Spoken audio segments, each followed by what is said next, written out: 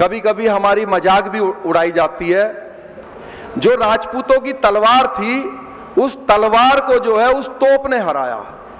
तो जो समाज सही समय पर सही हथियार चलाना नहीं जानता, नहीं सीखता, वो समाज बर्बाद हो जाता है, खत्म हो जाता है। जिन्होंने आज अपने झंडे बनाए, चाहे वो राजस्थान में हनुमान बेनीवाल हो, चाहे वो मुलायम सिंह यादव हो, चाहे वो बहन मायावती हो, चाहे वो चंद्रशेखर रावण हो, चाहे वो नीतीश कुमार हो, चाहे लालू यादव हो, और पता नहीं कितने। मुझे जो टॉपिक दिया है वो ये है कि आज के जो माहौल है, आज के समय के अनुसार राजनीतिक रूप से क्षत्रिय समाज की क्या भूमिका रहेगी या रहनी चाहिए, उस पर मुझे अपनी बात रखने के लिए बताया गया है।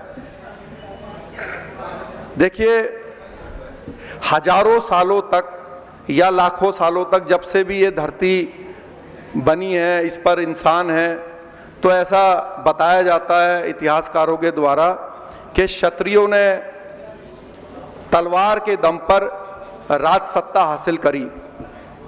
तलवार को हम सत्ता का सूचक भी मानते हैं, और यही कारण है कि हमारे जो पूर्वज हैं, गणमान्य हैं, नरेंद्र सिंह राजावत जी बैठे हुए हैं तलवार लेकर, और युवराज साहब भी बैठे हैं। क्यों बैठे हैं? महाराणा प्रताप जी की सामने तस्वीर लगी है, उसमें भी भाला और तलवार हाथ में है, क्योंकि तलवार जो है वो सत्ता का सूचक है। तो इस तलवार के दम पर हजारों वर्षों तक या लाखों वर्षों तक हमारे पूर्वजों ने इस धरती पर राज्य स्थापित किया, अपने झंडे को लेकर, और राज किया, और 36 बिरादरी को उनके अधिकार दिए।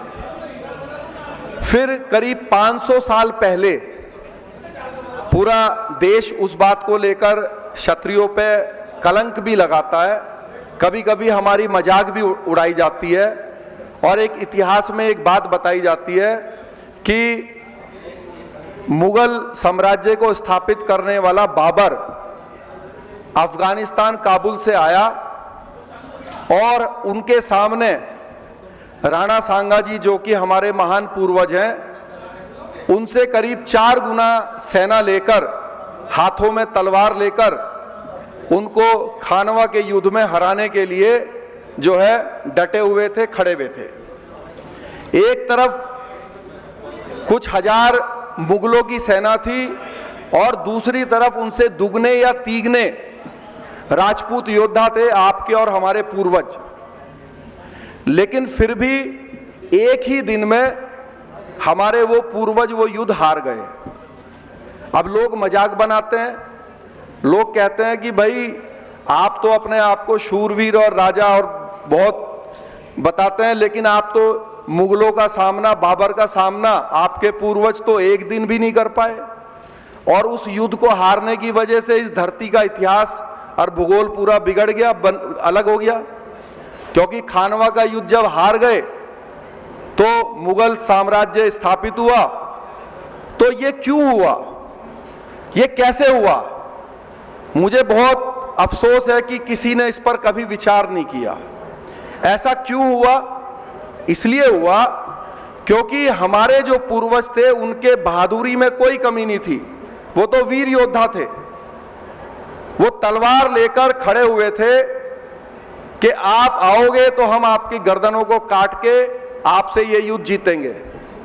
लेकिन पहली बार जो बाबर था वो अपने साथ तोप लेकर आया, गोला बारूद लेकर आया। राणा सांगा जी और उनके साथी तलवार लेकर जब उसका इंतजार कर रहे थे कि अब तू हमारे नजदीक आएगा तो तेरी गर्दनों को काटेंगे, तब मुगलों ने, बाबर ने तोप का इस्तेमाल किया, और 500 मीटर से 200 मीटर से जब वो गोले राजपूतों के ऊपर गिरे तो सेना अस्त व्यस्त हो गई, कई लोग घायल हो गए, कई लोग शहीद हो गए, और वो युद्ध हार गए। तो आप मुझे ये बताइए कि जब वो 20,000 या जितनी भी संख्या हमारे राजपूत योद्धाओं की, पूर्वजों की थी, उनको उनकी गर्दन काटने के लिए मौका ही नहीं मिला क्योंकि वो नजदीक नहीं आए, तो राजपूतों को बाबर ने या मुगलों ने थोड़ी ना हराया। जो राजपूतों की तलवार थी, उस तलवार को जो है उस तोप ने हराया। और जब वो तलवार को उस तोप ने हराया तो उस तोप के दम पर 500 सालों तक जो है मुगलों ने इस धरती पर राज किया। 500 साल तक उस तोप के दम पर राज करते रहे। फिर आ गए 18वीं शताब्दी में अंग्रेज जो है उनसे भी ज्यादा आधुनिक हथियार ले आए, बंदूकें ले आए। अब वो मुगल जो है 10 तोप या 20 तोप रखते थे, अंग्रेज जो है उन 1000 10,000 बंदूकें लाकर दूर से ही उनको समाप्त कर दिया और उस आधुनिक हथियार के दम पर सत्ता स्थापित करी। और करीब 200 साल तक, जब तक 1947 लोकतंत्र देश में नहीं आया, तब तक सत्ता कायम रखी। तो ये उदाहरण मैंने आपसे क्यों दिया? ये इसलिए दिया कि जब तक सत्ता तलवार से हासिल हुई तो राजपूतों ने हजारों वर्षों तक राज्य स्थापित करके राज्य किया, लेकिन तलवार को तोप ने हराया और 500 साल राज किया। और तलवार और तोप को बंदूक ने हराया अंग्रेजों की, तो करीब 200 साल तक राज किया। और फिर आया 1947, देश में लोकतंत्र आया और लोकतंत्र में राजा बनने का सिस्टम हुआ वोटिंग मशीन से। वोटिंग मशीन ने तोप को भी हराया, तलवार को भी हराया, बंदूक को भी हराया। आज देश का राजा प्रधानमंत्री मोदी जी हैं। ना उन्होंने तलवार चलाई, ना बंदूक चलाई, ना कोई तोप चलाई, लेकिन आज वो देश के राजा हैं। इस राजस्थान के लोकतंत्र के राजा हैं यहाँ के मुख्यमंत्री शर्मा जी। ना उन्होंने कोई तोप चलाई, ना तलवार चलाई।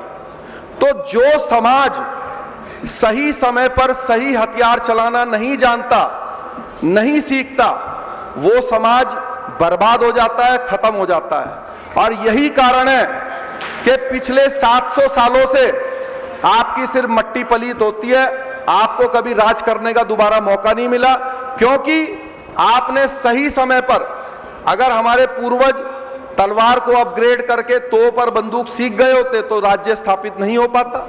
लेकिन क्योंकि हमारे पूर्वजों ने सही समय पर सही हथियार चलाना नहीं सीख पाए, और बड़े दुख की बात है कि इस लोकतंत्र में भी जो आज का आधुनिक हथियार है, जो सत्ता का सूचक है, जो वोटिंग मशीन है, उसका बटन भी हम नहीं दबाना जानते।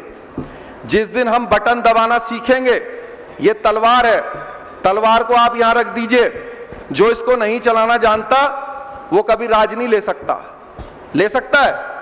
ऐसा नहीं है कि जिनसे आपने पहले सत्ता लेकर चलाई वो लोग तलवार चलाना नहीं जानते थे, इसीलिए आपने चलाई।